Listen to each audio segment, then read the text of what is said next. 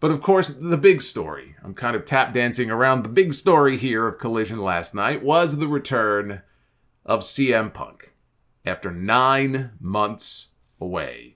His buddy Ace Steel, by the way, he was in attendance last night. He was watching the show from the Chicago Blackhawks family box, and he is producing remotely for the show, and he's assisting on the creative side for CM Punk going forward, but he traveled to this first episode on his own. I don't believe that's expected to be a regular thing because he's not supposed to be at the buildings, but he was at the building last night. Not backstage, I don't think, but he was at the building last night.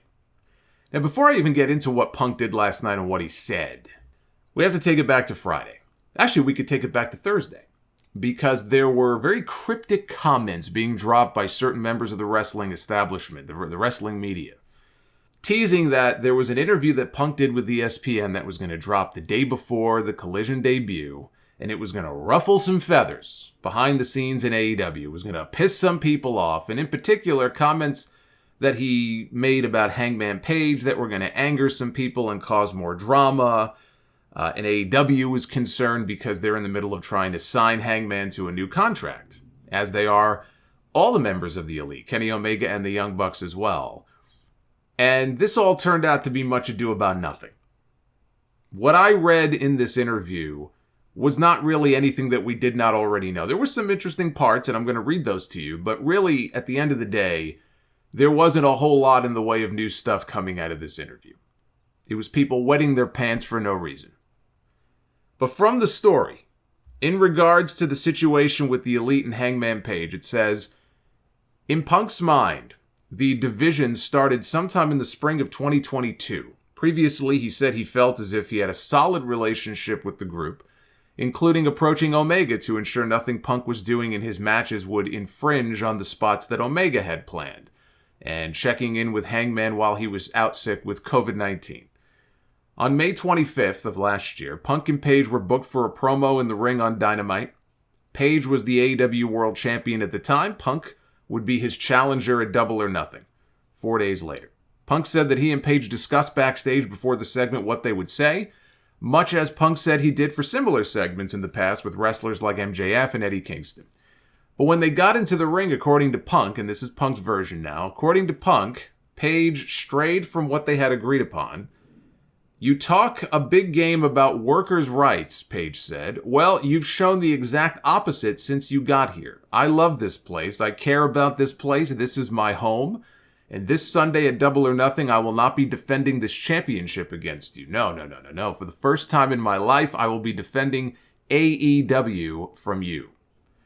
It was a bit confusing to most fans, especially the first part, since Punk's character was a babyface, as was Page's. But to the naked ear, it sounded like pro wrestling trash talk, part of the story. Punk said it was not that, and he confronted Page about it when they got backstage. According to Punk, Page told him that he said what he said because Punk had AEW wrestler Colt Cabana fired from the company, or at least tried to.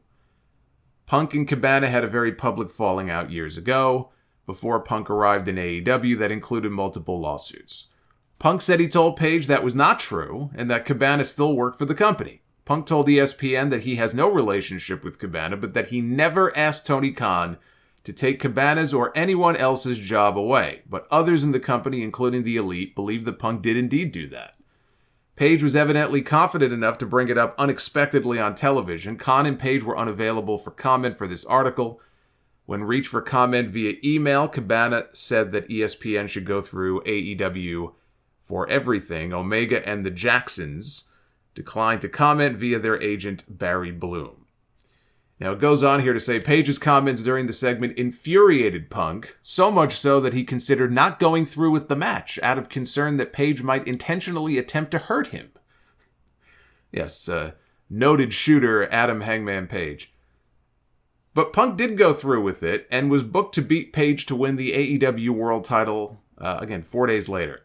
And Punk says, I proceed to have what I think is a garbage match because I'm trying to protect myself on stuff instead of actually just working and trying to put on the best performance that I can. I'm keeping an eye out. He chopped me in the mouth one time and I'm like, okay, did you do that on purpose? You chipped my tooth and I'm like, okay, should I give him a receipt?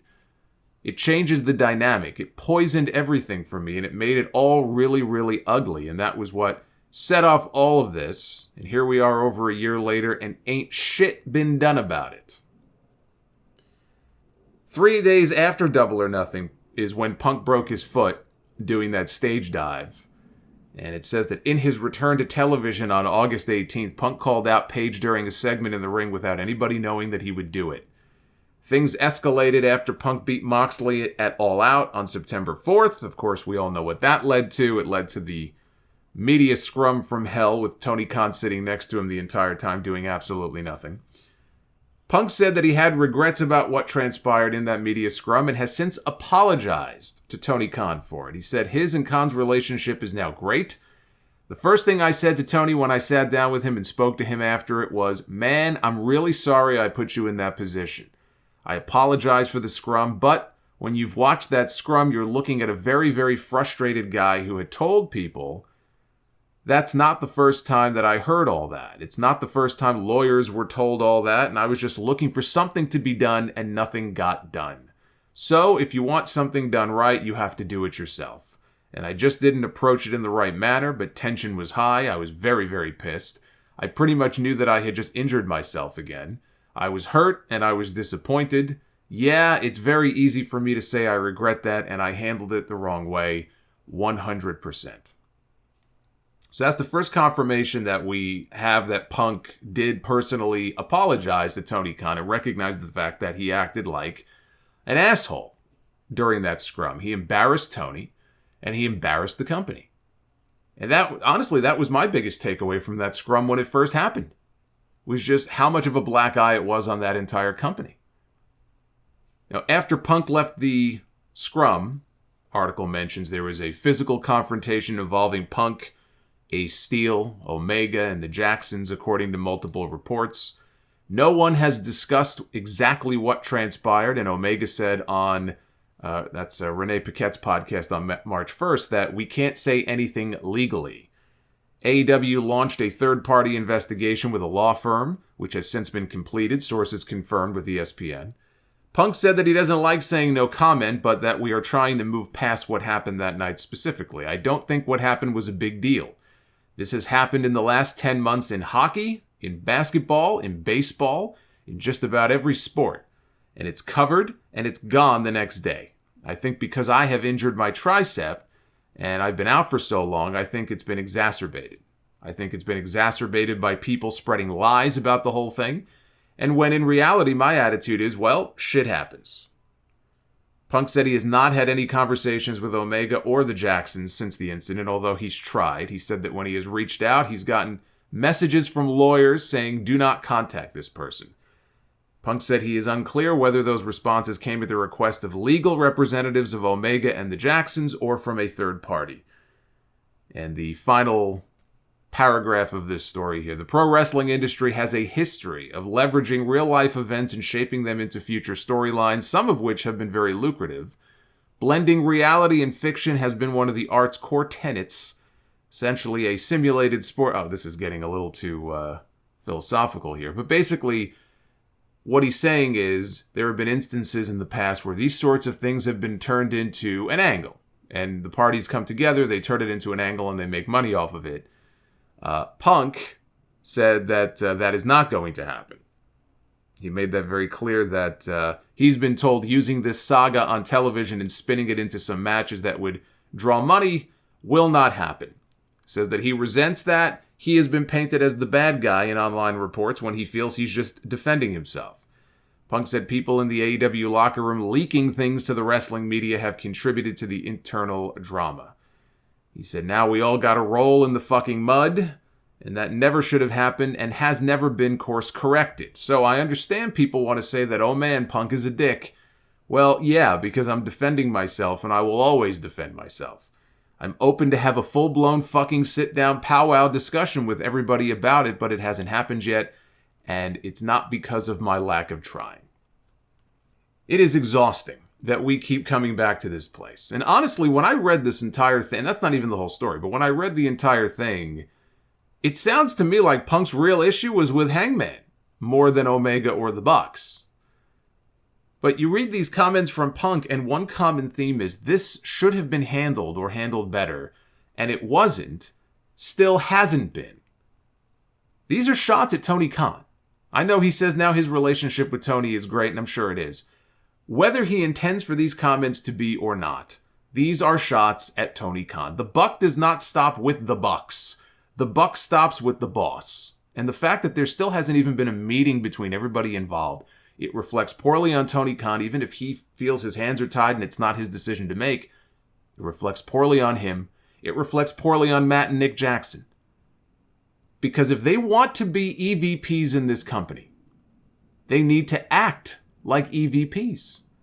And acting like EVPs includes putting aside whatever their personal feelings may be about this person, and at least sitting down at the table to make sure that you can work in the same locker room, even if you don't want to work a program together. But you got to make sure that you can coexist in the same locker room, as opposed to having your boss sticking him on a totally different show just to keep you happy. You want it to be EVPs.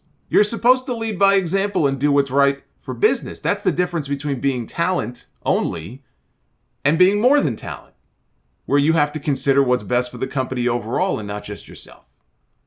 And that's always been my biggest criticism as far as the Bucks go about this whole thing. Like, I can understand them being pissed and not wanting to do anything with this guy given what happened. But you know what? You're in a position where you got to look past that.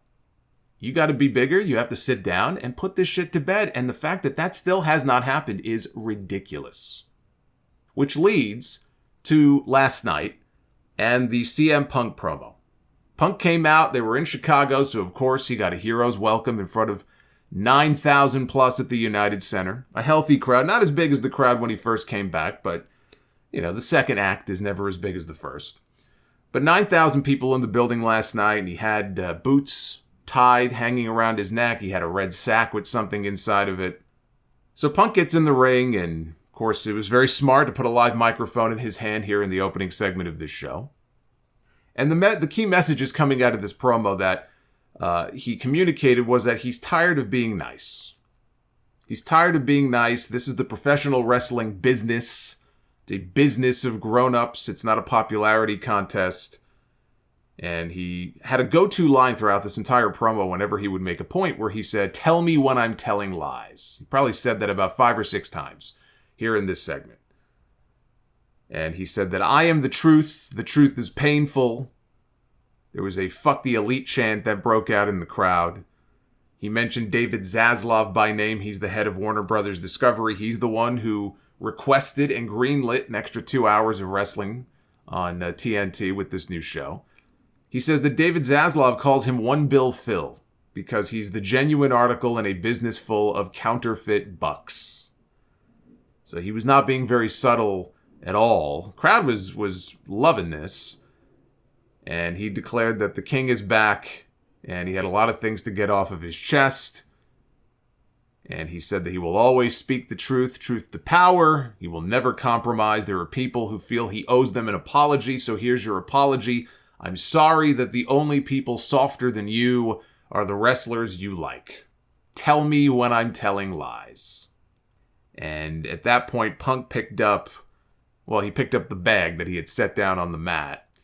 He never took out what was inside, but he all but said what was inside is the AEW World Championship that I guess he never gave back. Or at least in storyline. The belt that he never gave back because he got hurt. He won the title at All Out. He got hurt. Everything that happened. And who knows, maybe this entire time he had physical possession of the belt and they just made a new one. It's like a Shawn Michaels, Razor Ramon situation from 93 into 94. And then ultimately they wrestled to crown the undisputed Intercontinental Champion once Shawn came back and was saying, I'm still the champion. That's basically what Punk did here. He said, I was never beaten for this. He goes, this thing here, this is not mine because I had the best dog collar match. It's because I won the dog collar match, right? Taking a little shot at MJF. He said, until somebody can pin me or submit me, this belongs to me. This is not going anywhere. Then he held up the boots that he brought out with him. He said there were people who hoped I would set them in the middle of the ring and walk off into the sunset. He said, until there's somebody in this company who can fill these boots, they belong on my feet. Tell me when I'm telling lies. And then he looked into the camera and he asked, what's in the bag, Max? Now let's talk about this Buck stuff here for a second. I don't believe that Punk taking shots at the Young Bucks means that everything has secretly been worked out between them. Is it possible? Yes, it's possible. And look, I'd like to think that cooler heads prevailed. And look, if he's back and he's going to work here, the last thing Tony Khan needs is more drama. It would be nice if they were all able to bury the hatchet and move on from this, whether they work together or not. I didn't watch this promo and read into this as, oh, it's all a work now. It's turned into a work. All right, everything's cool. They had a secret meeting, right? They're lying when they said they didn't. They had a secret meeting. It's all got to be worked out. The Bucks went on Twitter. They changed their Twitter bio. They kind of poked fun at the comment that he made about the counterfeit Bucks. He said, boy, if this were 5 years ago, we would have already had counterfeit Bucks t-shirts available on Pro Wrestling Tees. I don't believe that's what this was. And my whole thing is this. And the reason I don't have an issue with Punk saying what he said last night is this. When Omega and the Bucks came back from their little suspension after the Brawl Out stuff, there was a Dynamite show in Chicago. It may well have, I don't remember offhand if it was the first show back for them or not, but if it wasn't the first, it was one of the first shows. Dynamite was in Chicago. So you had to know, and they had to know, that they were walking into the Lion's Den that night. So they decided to have fun with it. They leaned into it. They were taking shots at Punk. At one point, Matt Jackson intentionally botched a buckshot lariat the way that Punk did in his match with Hangman last year. Kenny Omega bit Pac on the arm, right? They were having a grand old time in there, making fun of CM Punk. And I thought, you know what a great way to get heat in a city where they knew they were going to have heat anyway going into it. Just lean into it. Don't fight it. Don't try to be something that, the people are not going to accept you as in the building that night. And there were people cheering them. I'm not saying that, like Shawn Michaels in Montreal in 2005 and they were showering the ring with trash or anything like that. But I said, you know what? For one night, it's cool. It makes sense for them to go ahead and do it as long as it doesn't become a recurring thing. Well, last night, Punk got his receipt. It was fair game. So long as it doesn't become a regular occurrence, because if they're not working together and Punk just keeps taking shots at the Bucks, then that doesn't serve any purpose. All it's going to do is create more problems.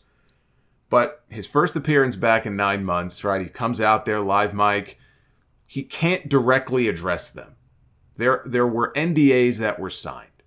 What he told Mark Ramundi in the ESPN article, I believe to be true, that he was told he is not going to be able to capitalize on that whole situation and talk about it and turn it into an angle on TV, right? I believe him when he says that. I believe that is true.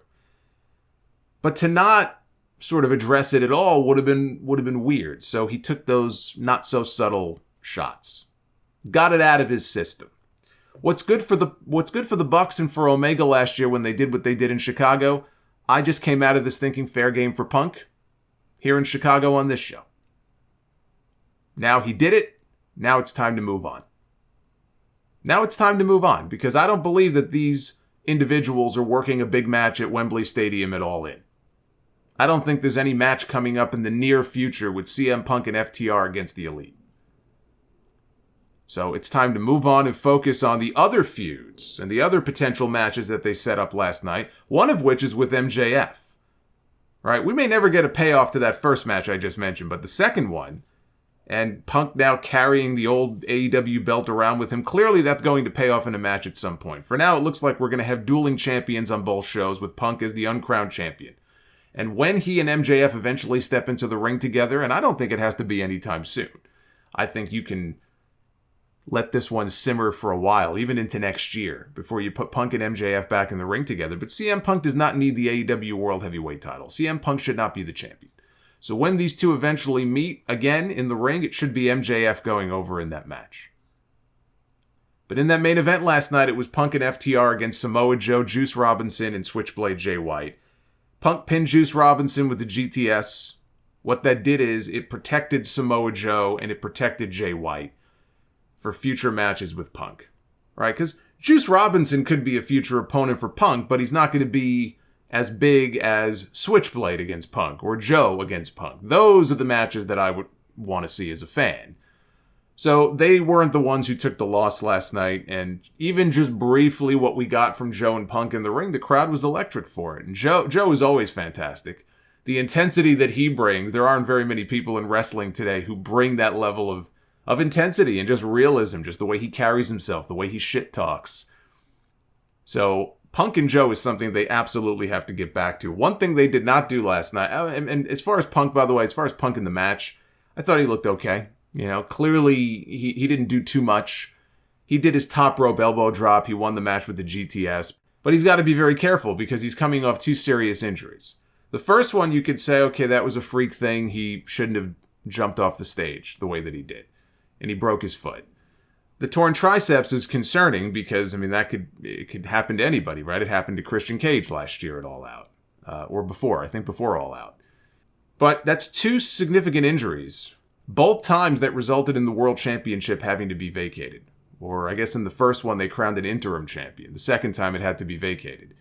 One of the reasons why Punk should not be getting the belt back is because I don't know that they can trust him with it, that his body will be able to hold up. So it would be smart for him to not take too many risks until he gets his legs back under him. He hasn't wrestled a match in 9 months, so, take your time because they're building this entire show around him. He goes down with a major injury and has to have surgery and is gone for 6 to 9 months. They're fucked. They're building everything on this show around CM Punk and his friends and whoever it is that he's going to work with. He goes down with a major injury. Tony Khan has a very big problem on his hands.